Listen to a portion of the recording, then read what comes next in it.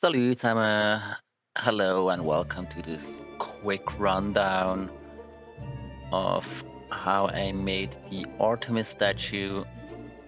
You see here in a sped up version how I start everything with the base figurine, and for this character of course with the deer, and just trying out with the pose, get everything moved to the right place.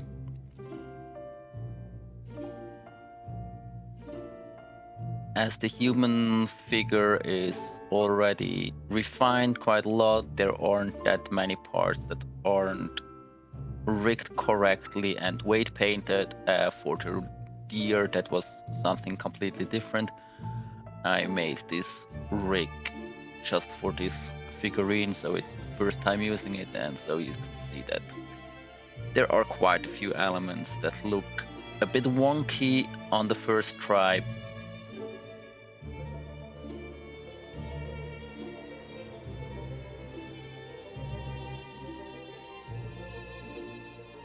After having the base pose down, I added this cylinder to make the bow put in place, and then I have the coordinates from this position where I can easily extrude the arms of the bow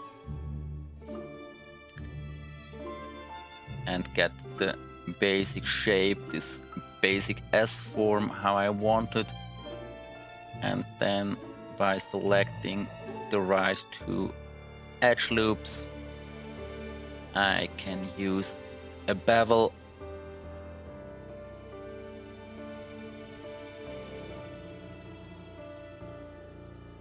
and do the nice smooth curve.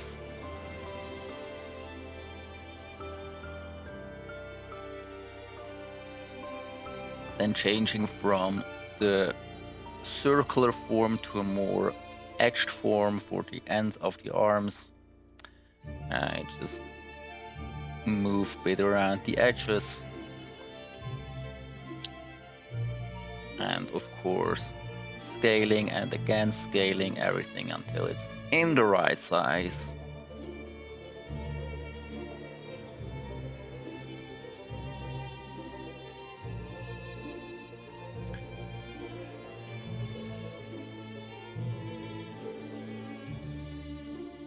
Unfortunately, I didn't hit the record button when I made the dress, so that dress just appeared out of nowhere. But now that I'm working on the quiver, we are back live again. You see, I started with a simple cylinder, moved it to the right position, and then started adding more details.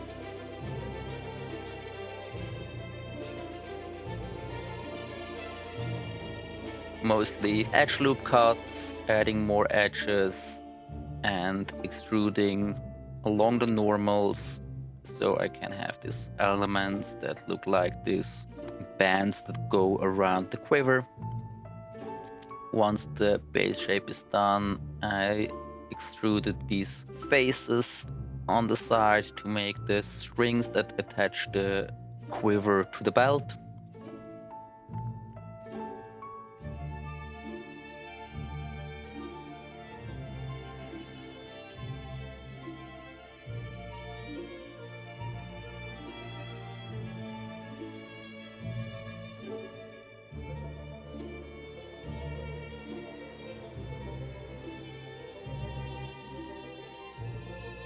Before I would go to the sculpting, you're finishing up the attachments.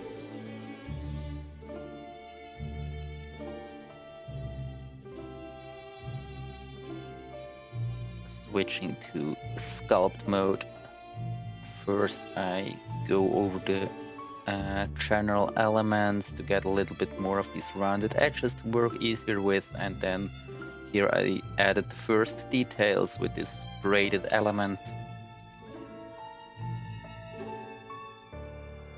Then an important part is adding these imperfections, so it's not that perfect cylinder anymore, but it looks organic, like it's been used, it's deformed, it's leather, it isn't that stable. And yeah, so the quiver is done, and next I made the pants. For the pants, I selected the base figurine body, selected the part which I will use for the pants, and just duplicating it. And so first, in this first stage, they are still rigged and can just be adjusted on one leg, and symmetrically the other leg does the same. Give a little bit more of volume around the knees, and then applying all the modifiers and switching to sculpt mode again. When I make fabric like pants or other things that follow the body, I usually make just these folds with the inflate tool in quite a medium to low resolution, so that I have all these elements just in place before adding more details.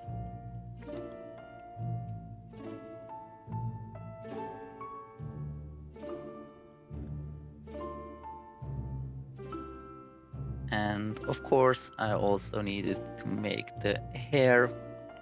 Here again, I just copied a part of the head, but then without editing anything in edit mode, I immediately switched to sculpting, getting the general shape around the head. And first I was thinking just getting something that is tucked in at the back of the head, but after a moment I decided to go with the long braid,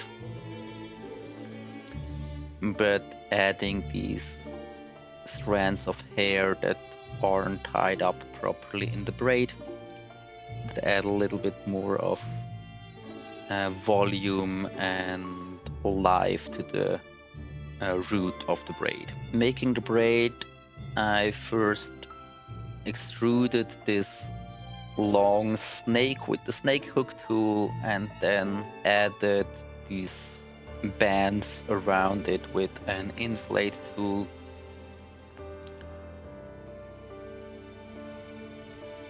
And for easier printing, it is helpful to just have the tip of the braid just slightly touch something of the body that is deeper down.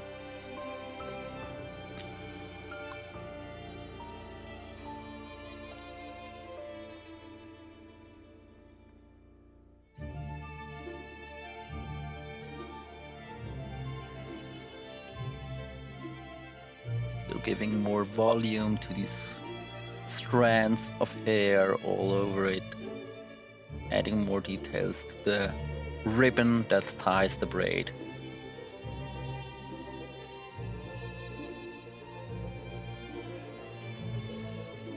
Again, with the snake hook, add another strand, and with the inflate, give it more volume.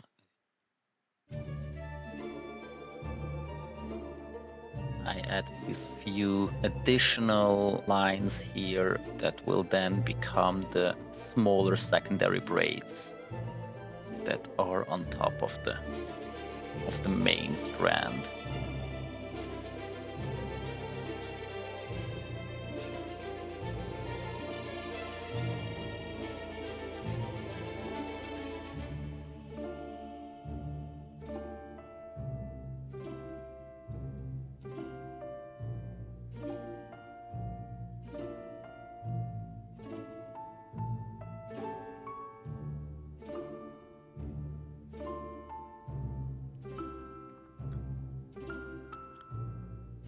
Then I add more details to the hair that's on top of the head. And on the side, I add these volumes and then flatten it out to add these two smaller braids. that follow along the head on each side.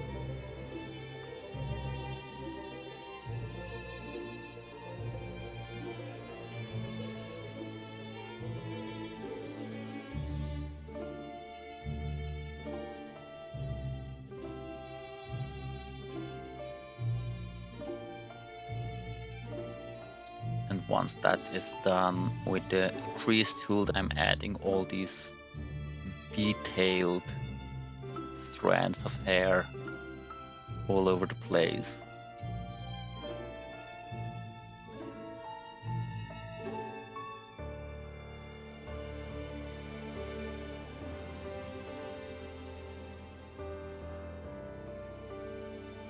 And then finishing everything up by sculpting the base.